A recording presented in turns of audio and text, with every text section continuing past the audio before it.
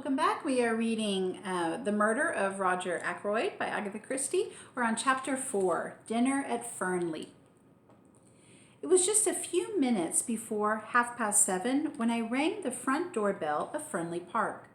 The door was opened with admirable promptitude by Parker, the butler. The night was such a fine one that I had preferred to come on foot. I stepped into the big square hall, and Parker relieved me of my overcoat. Just then, Ackroyd's secretary, a pleasant young fellow by the name of Raymond, passed through the hall on his way to Ackroyd's study, his hands full of papers. "Good evening, Doctor. Coming to dine? Or is this a professional call?" The last was in allusion to my black bag, which I had laid down on the oak chest. I explained that I expected a summons to a confinement case at any moment, and so had come out prepared for an emergency call. Raymond nodded and went on his way, calling over his shoulder, "Go into the drawing room. You know the way. The ladies will be down in a minute. I must just take these papers to Mr. Ackroyd, and I'll tell him you're here." On Raymond's appearance, Parker had withdrawn, so I was alone in the hall. I settled my tie, glanced in the large mirror which hung there, and crossed to the door directly facing me, which was, as I knew, the door of the drawing room. I noticed, just as I was turning the handle, a sound from within, the shutting down of a window, I took it to be. I noted it, I may say, quite mechanically, without attaching any importance to it at the time. I opened the door and walked in. As I did so, I almost collided with Miss Russell, who was just coming out. We both apologized. For the first time, I found myself appraising the housekeeper and thinking what a handsome woman she must once have been. Indeed, as far as that goes, still was. Her dark hair was unstreaked with gray, and when she had a color, as she had at this minute, the stern quality of her looks was not so apparent. Quite subconsciously, I wondered whether she had been out, for she was breathing hard, as though she had been running. "I'm afraid I'm a few minutes early," I said. "Oh, I don't think so. It's gone 7:30, Dr. Shepherd." She paused a minute before saying, "I didn't know you were expected to dinner tonight. Mr. Ackroyd didn't mention it." I received a vague impression that my dining there displeased her in some way, but I couldn't imagine why. "How's the knee?" I inquired. "Much the same, thank you, Doctor. I must be going now. Mrs. Ackroyd will be down in a minute. I only came in here to see if the flowers were all right." She passed quickly out of the room. I strolled to the window, wondering at her evident desire to justify her presence in the room. As I did so, I saw what, of course, I might have known all the time had I troubled to give my mind to it, namely that the windows were long French ones opening on the terrace. The sound I had heard, therefore, could not have been that of a window being shut down. Quite idly, and more to distract my mind from painful thoughts than for any other reason, I amused myself by trying to guess what could have caused the sound in question. Coals on the fire? No, that was not the kind of noise at all. A drawer of the bureau being pushed in? No, not that.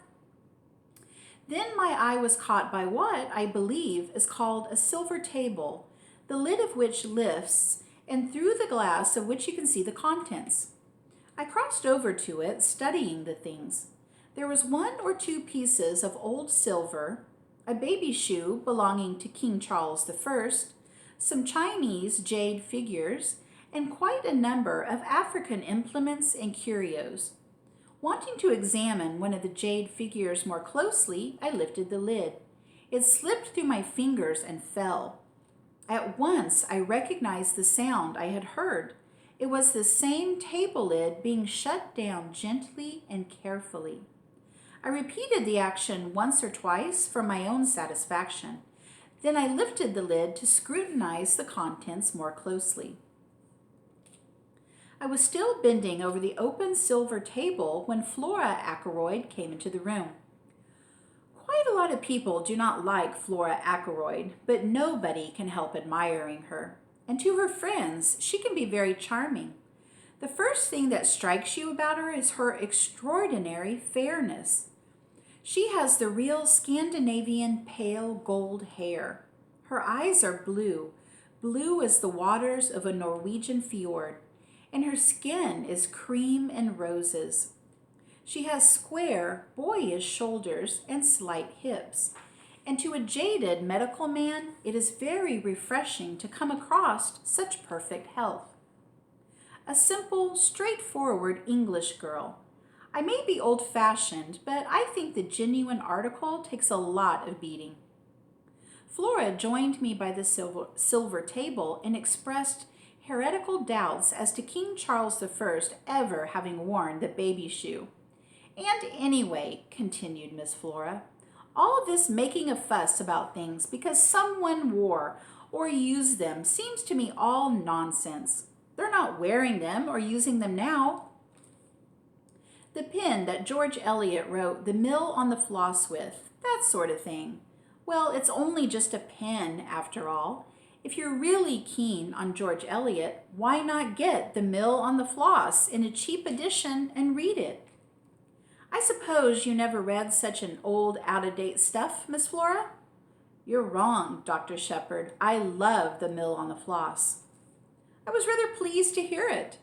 The things young women read nowadays and profess to enjoy positively frighten me.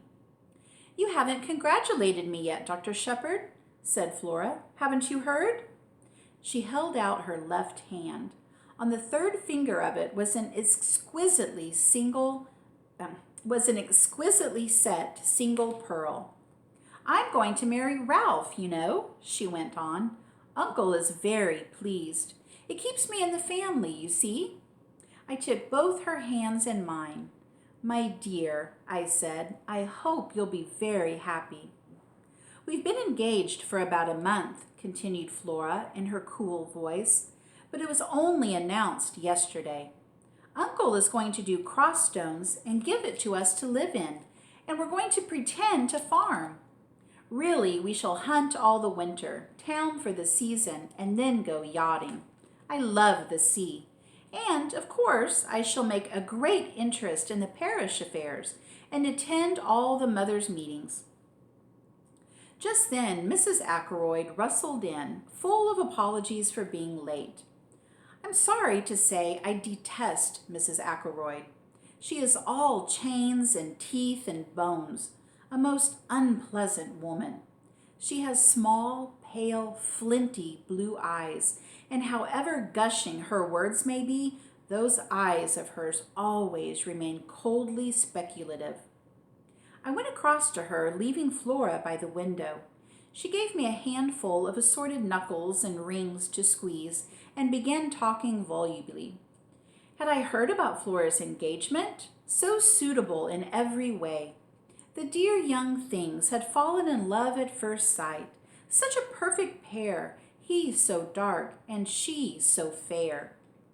I can't tell you, my dear Dr. Shepherd, the relief to a mother's heart. Mrs. Ackroyd sighed, a tribute to her mother's heart, whilst her eyes remained shrewdly observant of me. I was wondering, you are such an old friend of dear Roger's. We know how much he trusts your judgment. So difficult for me in my position as poor Cecil's widow. But there are so many tiresome things, settlements, you know, all that. I fully believe that Roger intends to make settlements upon dear Flora, but, as you know, he is just a little particular about money. Very usual, I've heard, among men who are captains of industry. I wondered, you know, if you could just sound him on the subject. Flora is so fond of you. We feel you are quite an old friend, although we have only really known you just over 2 years. Mrs. Ackroyd's eloquence was cut short at the drawing-room door opened once more. I was pleased at the interruption. I hate interfering in other people's affairs, and I had not the least intention of tackling Ackroyd on the subject of Flora's settlements. In another moment, I should have been forced to tell Mrs. Ackroyd as much. "You know Major Blunt, don't you, Doctor?" "Yes, indeed," I said. A lot of people know Hector Blunt, at least by repute. He has shot more wild animals in unlikely places than any man living, I suppose. When you mention him, people say, "Blunt. You don't mean the big game man, do you?" His friendship with Ackroyd has always puzzled me a little. The two men are so totally dissimilar. Hector Blunt is perhaps 5 years Ackroyd's junior. They made friends early in life, and though their ways have diverged, the friendship still holds. About once in 2 years, Blunt spends a fortnight at Fernley, and an immense animal's head with an amazing number of horns, which fixes you with a glazed stare as soon as you come inside the front door, is a permanent reminder of the friendship. Blunt had entered the room now with his own peculiar, deliberate, yet soft-footed tread. He is a man of medium height, sturdily and rather stockily built. His face is almost mahogany-colored and is peculiarly expressionless. He has gray eyes that give the impression of always watching something that is happening very far away. He talks little, and what he does say is said jerkily, as though the words were forced out of him unwillingly. He said now, "How are you, shepherd?" in his usual abrupt fashion, and then stood squarely in front of the fireplace, looking over our heads as though he saw something very interesting happening in Timbuktu. "Major Blunt," said Flora, "I wish you'd tell me about these African things. I'm sure you know what they all are." I have heard Hector Blunt described as a woman-hater, but I noticed that he joined Flora at the silver table with what might be described as alacrity. They bent over it together. I was afraid Mrs. Ackroyd would begin talking about settlements again, so I made a few hurried remarks about the new sweet pea. I knew there was a new sweet pea because the Daily Mail had told me so that morning. Mrs. Ackroyd knows nothing about horticulture, but she is the kind of woman who likes to appear well informed about the topics of the day, and she, too, reads the Daily Mail. We were able to converse quite intelligently until Ackroyd and his secretary joined us, and immediately afterwards Parker announced dinner. My place at table was between Mrs. Ackroyd and Flora. Blunt was on Mrs. Ackroyd's other side, and Geoffrey Raymond next to him. Dinner was not a cheerful affair. Ackroyd was visibly preoccupied. He looked wretched and ate next to nothing. Mrs. Ackroyd, Raymond, and I kept the conversation going. Flora seemed affected by her uncle's depression, and Blunt relapsed into his usual taciturnity. Immediately after dinner, Ackroyd slipped his arm through mine and led me off to his study. "Once we've had coffee, we shan't be disturbed again," he explained. I told Raymond to see to it that we shouldn't be interrupted. I studied him quietly without appearing to do so. He was clearly under the influence of some strong excitement. For a minute or two, he paced up and down the room. Then, as Parker entered with the coffee tray, he sank into an armchair in front of the fire. The study was a comfortable apartment. Bookshelves lined one wall of it. The chairs were big and covered in dark blue leather. A large desk stood by the window and was covered with papers neatly docketed and filed. On a round table were various magazines and sporting papers. "I've had a return of that pain after food lately," remarked Ackroyd casually, as he helped himself to coffee. "You must give me some more of those tablets of yours." It struck me that he was anxious to convey the impression that our conference was a medical one. I played up accordingly. "I thought as much. I brought some up with me." "Good man. Hand them over now." "They're in my bag in the hall. I'll get them." Ackroyd arrested me. Don't you trouble. Parker will get them. Bring in the doctor's bag, will you, Parker? Very good, sir. Parker withdrew. As I was about to speak, Ackroyd threw up his hand. Not yet. Wait. Don't you see I am in such a state of nerves that I can hardly contain myself? I saw that plainly enough, and I was very uneasy. All sorts of forebodings assailed me. Ackroyd spoke again almost immediately. Make certain that window's closed, will you? He asked. Somewhat surprised, I got up and went to it. It was not a French window, but one of the ordinary sash type. The heavy blue velvet curtains were drawn in front of it, but the window itself was open at the top. Parker re-entered the room with my bag while I was still at the window. That's all right, I said, emerging again into the room. You've put the latch across? Yes. What's the matter with you, Ackroyd?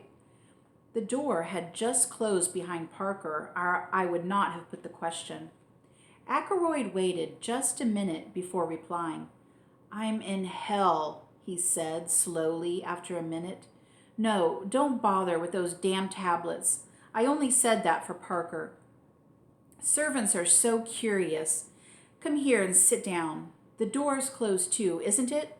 Yes, nobody can overhear. Don't be uneasy. Shepherd, nobody knows what I've gone through in the last 24 hours. If a man's house ever fell in ruins about him, mine has about me. This business of Ralph's is the last straw. But he won't talk about that now. It's the other. I don't know what to do about it, and I've got to make up my mind soon. What's the trouble? Ackroyd remained silent for a minute or two. He seemed curiously averse to begin. When he did speak, the question he asked came as a complete surprise. It was the last thing I expected. Shepherd, you attended Ashley Ferrars in his last illness, didn't you? Yes, I did. He seemed to find even greater difficulty in framing his next question. Did you never suspect, did it ever enter your head that he might have been poisoned? I was silent for a minute or two. Then I made up my mind what to say. Roger Ackroyd was not Caroline. I'll tell you the truth, I said. At the time, I had no suspicion whatever. But since, it was mere idle talk on my sister's part that first put the idea into my head. Since then, I haven't been able to get it out again. But mind you, I've no foundation whatever for that suspicion. He was poisoned, said Ackroyd. He spoke in a dull, heavy voice. Who by? I asked sharply. His wife. How do you know that? She told me so herself. When? Yesterday. My God, yesterday. It seems 10 years ago. I waited a minute, and then he went on. You understand, Shepherd, I'm telling you this in confidence. It's to go no further. I want your advice. I can't carry the whole weight by myself.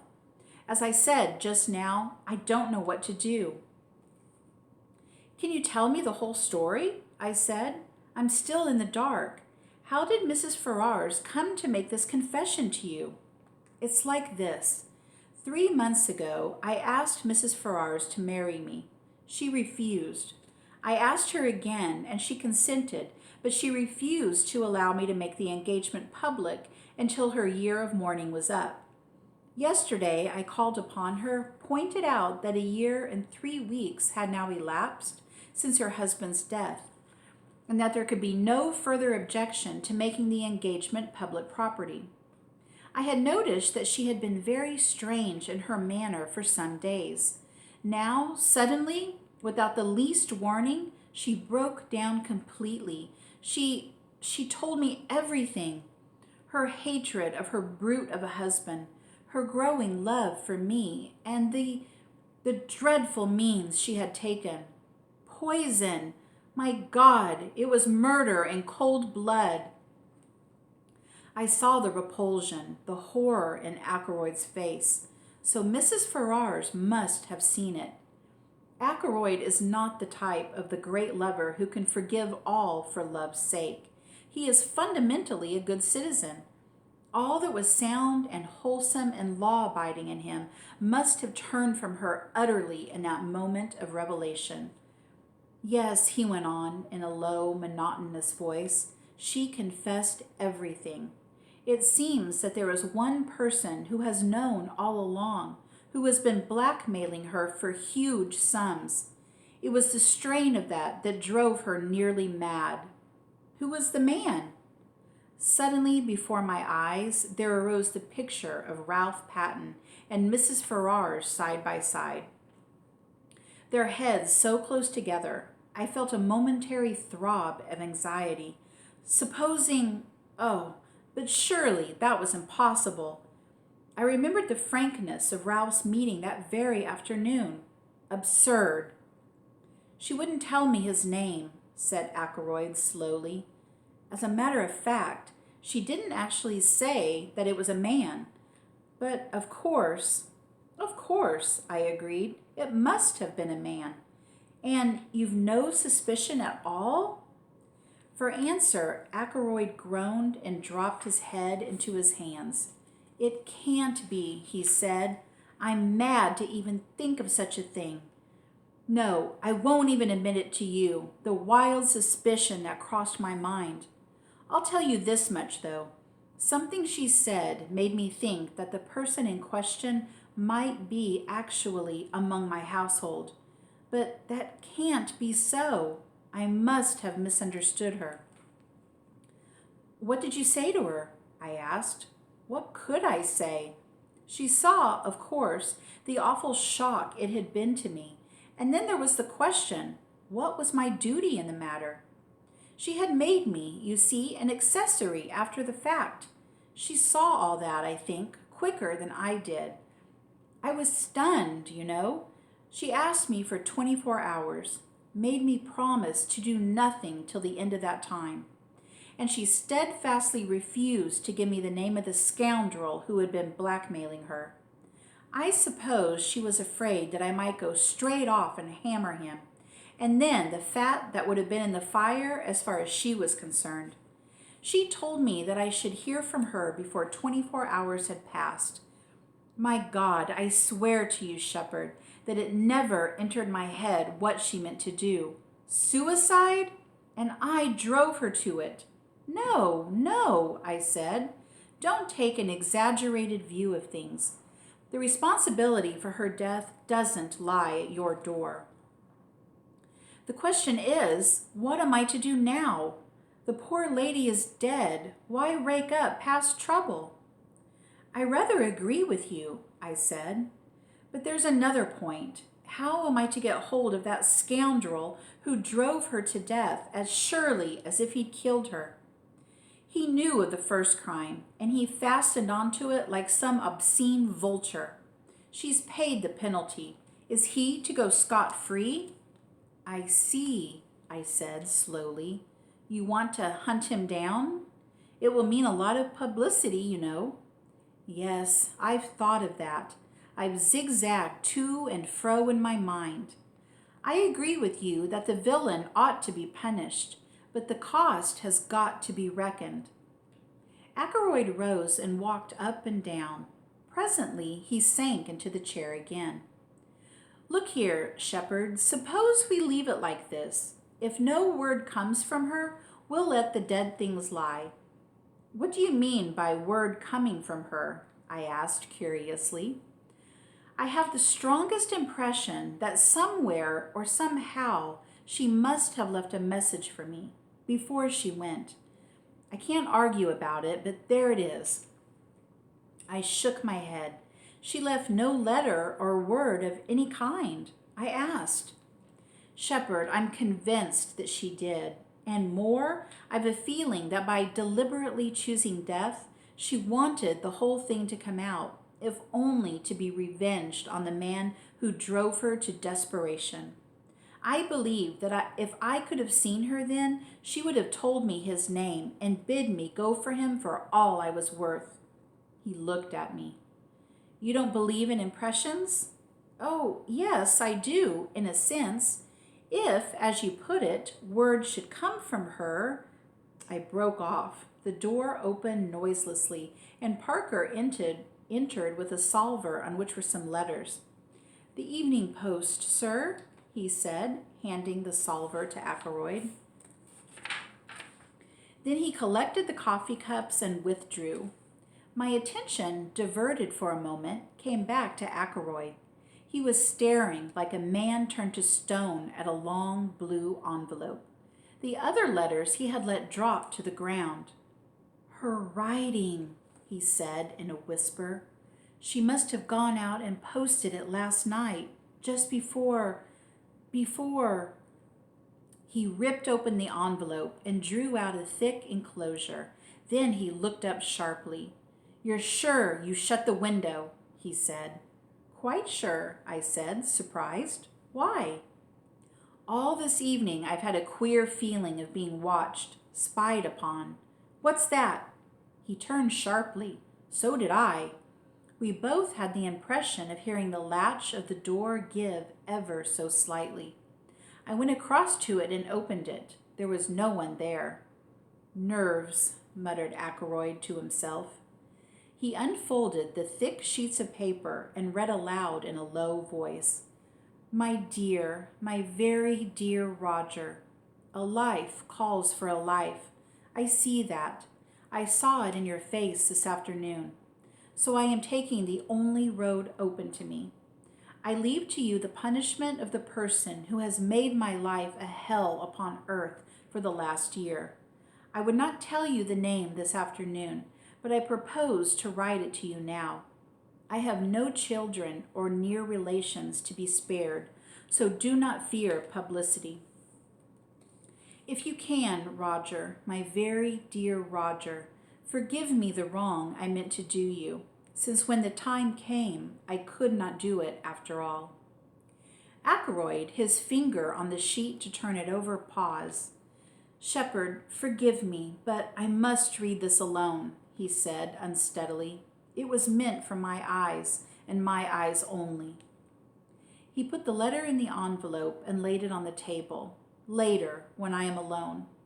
No, I cried impulsively. Read it now. Ackroyd stared at me in some surprise. I beg your pardon, I said, reddening. I do not mean to read it aloud to me, but read it through whilst I am still here. Ackroyd shook his head. No, I'd rather wait. But for some reason, obscure to myself, I continued to urge him. At least read the name of the man, I said. Now, Ackroyd is essentially pig-headed. The more you urge him to do a thing, the more determined he is not to do it. All my arguments were in vain. The letter had been brought in at 20 minutes to 9. It was just on 10 minutes to 9 when I left him, the letter still unread. I hesitated with my hand on the door handle, looking back and wondering if there was anything I had left undone. I could think of nothing. With a shake of the head, I passed out and closed the door behind me. I was startled by seeing the figure of Parker close at hand. He looked embarrassed, and it occurred to me that he might have been listening at the door. With a fat, smug, oily face the man had, and surely there was something decidedly shifty in his eye. Mr. Ackroyd particularly does not want to be disturbed, I said coldly. He told me to tell you so. Quite so, sir. I fancied I heard the bell ring. This was such a palpable untruth that I did not trouble with a reply. Preceding me to the hall, Parker helped me on with my overcoat and stepped out into the night. The moon was overcast, and everything seemed very dark and still. The village church clock chimed 9 o'clock as I passed through the lodge gates. I turned to the left towards the village and almost cannoned into a man coming in the opposite direction. This the way to Fernley Park, mister? Asked the stranger in a hoarse voice. I looked at him. He was wearing a hat pulled down over his eyes and his coat collar turned up. I could see little or nothing of his face, but he seemed a young fellow. The voice was rough and uneducated. "These are the lodge gates here," I said. "Thank you, mister." He paused and then added, quite unnecessarily, "I'm a stranger in these parts, you see." He went on, passing through the gates as I turned to look after him. The odd thing was that this voice reminded me of someone's voice that I knew, but whose it was I could not think. 10 minutes later, I was at home once more. Caroline was full of curiosity to know why I had returned so early. I had to make up a slightly fictitious account of the evening in order to satisfy her, and I had an uneasy feeling that she saw through the transparent device. At 10 o'clock I rose, yawned, and suggested bed. Caroline acquiesced. It was Friday night, and on Friday night I wind the clocks. I did it as usual, whilst Caroline satisfied herself that the servants had locked up the kitchen properly. It was 10:15 when we went up the stairs. I had just reached the top when the telephone rang in the hall below. "Mrs. Bates," said Caroline immediately. "I'm afraid so," I said ruefully. I ran down the stairs and took up the receiver. "What?" I said. "What?" "Certainly, I'll come at once." I ran upstairs, caught up my bag, and stuffed a few extra dressings into it. "Parker telephoning," I shouted to Caroline. "From Fernley. They've just found Roger Ackroyd murdered." All right, that's the end of chapter 4. Join me soon for chapter 5, Murder. Thanks for joining me, everyone. See you next time. Bye.